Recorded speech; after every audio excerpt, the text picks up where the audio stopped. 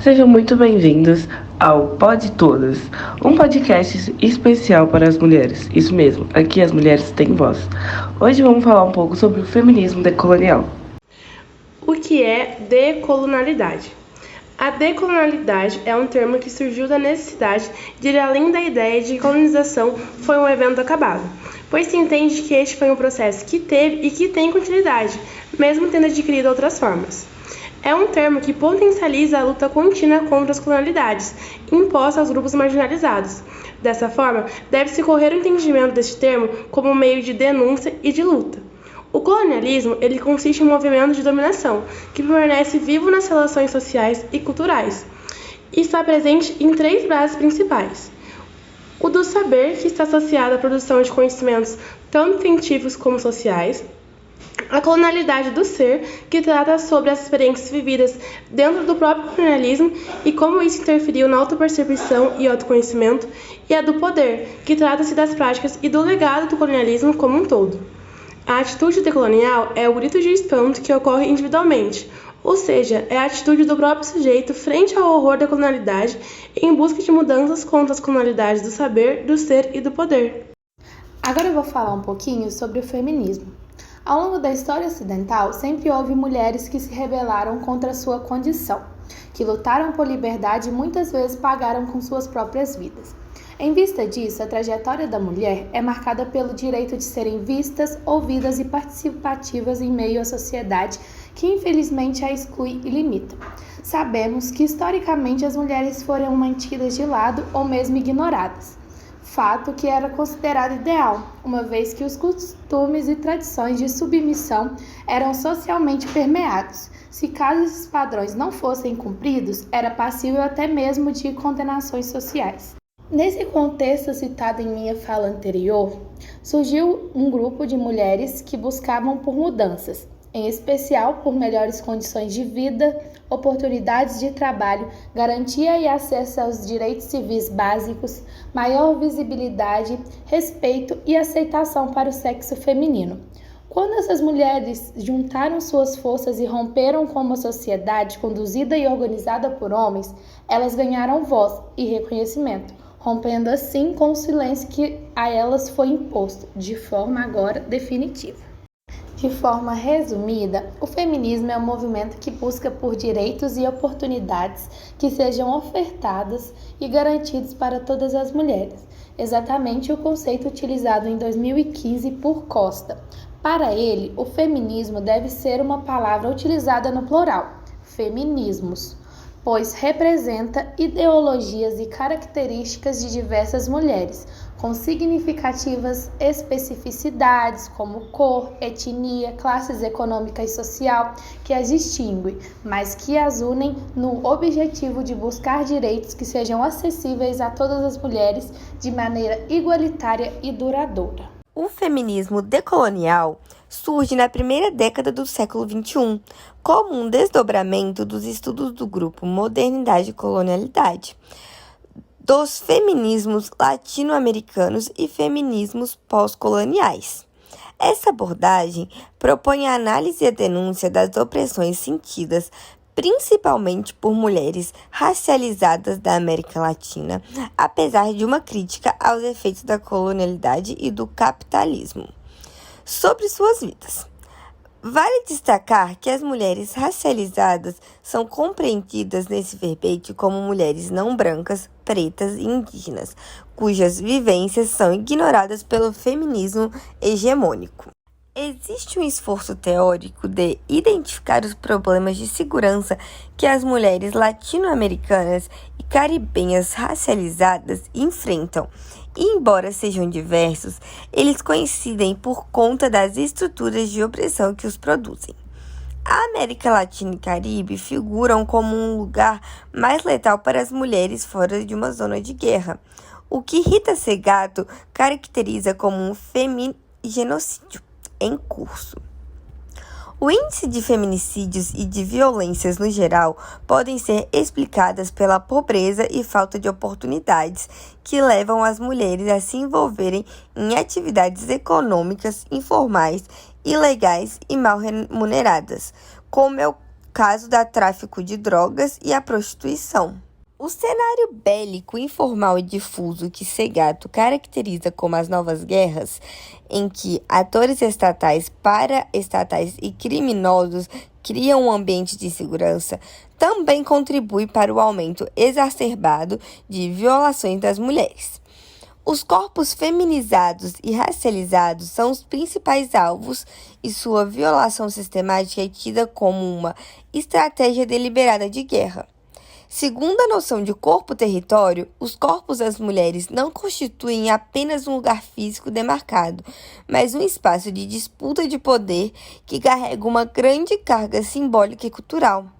A sua violação, que ela era naturalizada desde a colonização, serve, portanto, para sinalizar o pertencimento de um grupo sobre um determinado território. Apesar de coagidas por estruturas de poder que as violentam e as matam, essas mulheres conseguem agir infrapoliticamente, ou seja, a partir de práticas de resistência cotidiana, ressignificando suas existências e sendo diferentes daquilo que o hemogênico as torna. Teórica e prática, o feminismo decolonial parte desta forma de diversas experiências e localidades. Embora algumas mulheres não se identifiquem como feministas decoloniais ou que o conceito em si não seja contemporâneo a elas, é possível identificar em seus escritos e práticas aproximações com a teoria feminista decolonial, principalmente no que se refere às tentativas de resistência e desprendimento do colonialismo e da colonialidade. O feminismo decolonial não é uma teoria fechada, mas sim um movimento em construção que vai crescendo e se modificando a partir do momento que novas experiências lhe são acrescentadas. O feminismo decolonial não é uma teoria fechada, mas sim um movimento em construção que vai crescendo e se modificando a partir do momento que novas experiências lhe são acrescentadas. Durante a pesquisa, fomos tentar compreender como funciona o feminismo decolonial. A Susana de Castro vem trazendo um artigo muito bom e ela fala sobre o uso do termo. Ela falando assim, pensando em qual termo usar, descolonial ou decolonial. O segundo pesava o sentimento que se tratava de um estrangeirismo, galicismo ou anglicismo, o que entrava em conflito com a proposta. Quando o primeiro pesava o fato de o termo poder sugerir um livrar-se de uma situação, no caso, o colonialismo, e talvez retornar a uma situação sem o contágio da opressão colonial. No verbete Pensamento Descolonial, Decolonial, do Dicionário do Pensamento Alternativo, organizado por Hugo Biagini e Arthur Roy, é dito que as duas grafias estão corretas, mas que na Argentina se prefere o termo descolonial, enquanto nos demais países se prefere decolonial.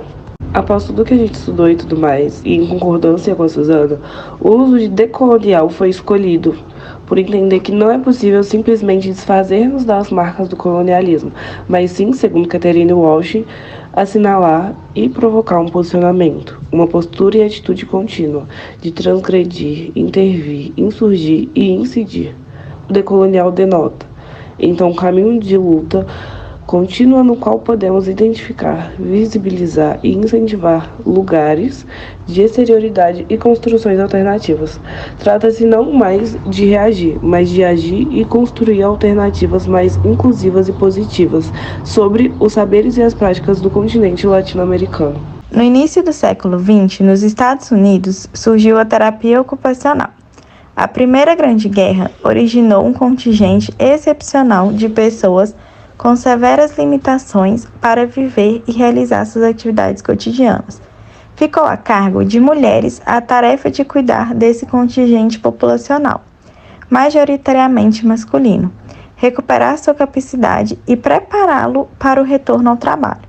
Assim, a terapia ocupacional foi pensada em seu início como uma profissão feminina, tendo também atualmente a maioria dos profissionais de terapia ocupacional são mulheres. O movimento feminista designa a luta pela equidade entre ambos os gêneros.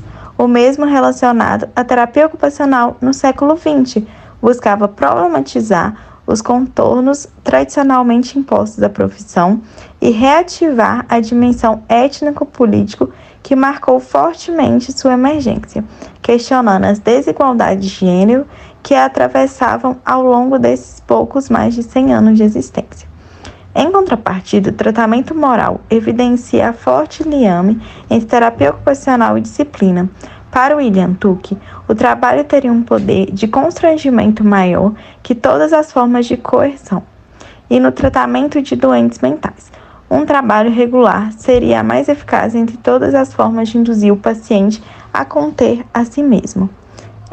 No entanto, além do tratamento moral no solo, em que emergiu a terapia ocupacional, estava presente elementos relacionados com perspectivas fisiológicas e com práticas políticas, que tiveram um importante papel no surgimento da profissão, como o movimento de artes e ofícios, o pensamento pragmatista e o movimento feminista. Esses elementos situam a terapia ocupacional no seu tempo, paradoxalmente, em desencaixe e em luta contra forças hegemônicas desse tempo, por sua associação a ideias e movimentos que confrontam a forma de vida moderna ocidental e o modo de produção capitalista. O pensamento feminista, o feminismo negro e as pesquisas acadêmicas e ativistas informadas por essas vertentes teóricas têm produzido uma crítica contundente à ciência contemporânea, ao identificar na estrutura do modo de conhecimento que predomina nos espaços ocidentais do conhecimento a manutenção da figura do homem branco e de sua intenção de tudo conhecer e controlar.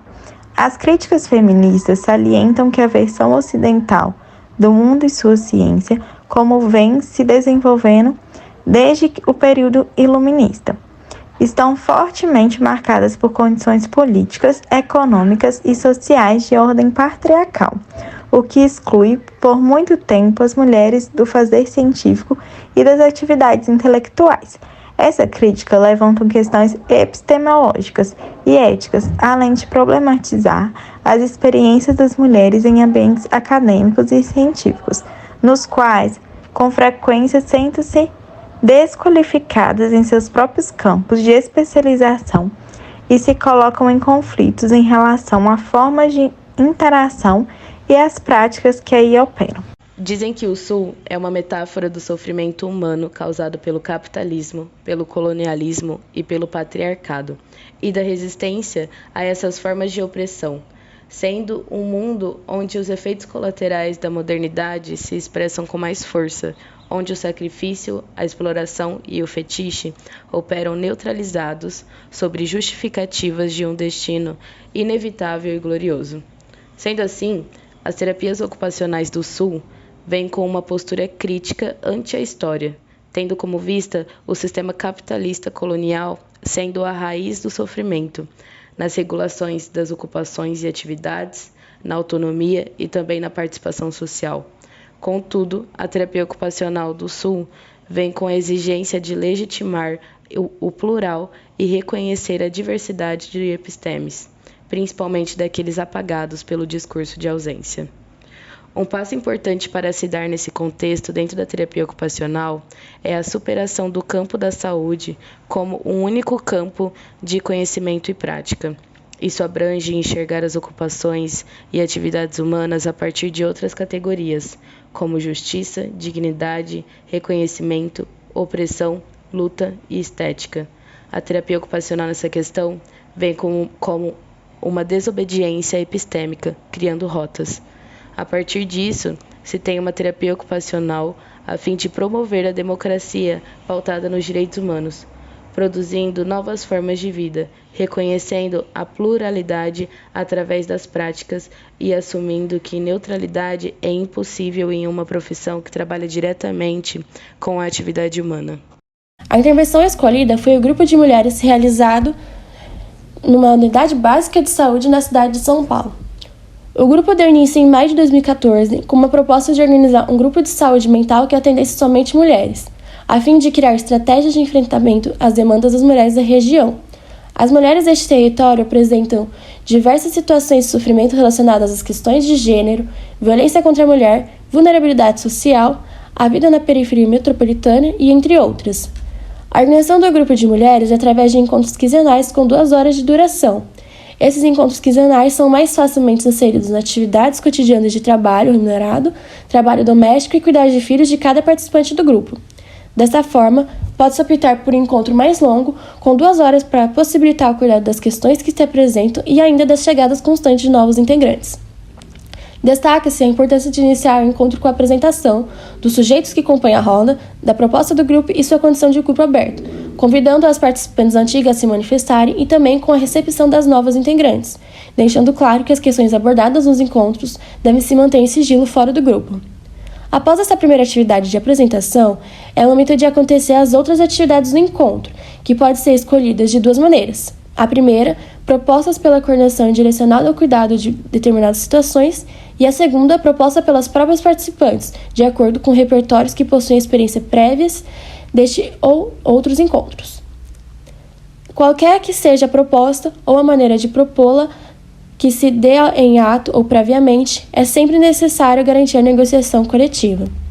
Exemplos dessas atividades são as atividades de ensinar e aprender, em que as habilidades de cada um são valorizadas e as próprias participantes experimentam serem coordenadoras deste processo de ensinar o que sabem. Por exemplo, desenho, pintura e crochê. As atividades de discussões temáticas, que precisam ser escolhidas previamente, exemplo, saúde produtiva e sexualidade, sofrimentos psíquicos e psicotrópicos, Lei Maria da Penha, violência de gênero, relacionamentos abusivos e direitos humanos. Atividades de rodas e conversas abertas, baseadas nas manifestações que emergem em um determinado encontro de acordo com as questões individuais apresentadas, sua problematização e reflexão coletiva, e as atividades dirigidas pela coordenação, que implicam um repertório de vivências, experiências estéticas, por exemplo, ou um saber técnico, como algumas modalidades de práticas integrativas e corporais em saúde. Exemplos: massagem, meditação, exercícios para o assoalho pélvico, danças circulares, fitoterapia e confecção de mandalas. Com isso, concluímos o nosso Pode Todas de hoje. Esperamos que vocês tenham aprendido e compreendido um pouco sobre o feminismo decolonial. Beijo e até o próximo podcast.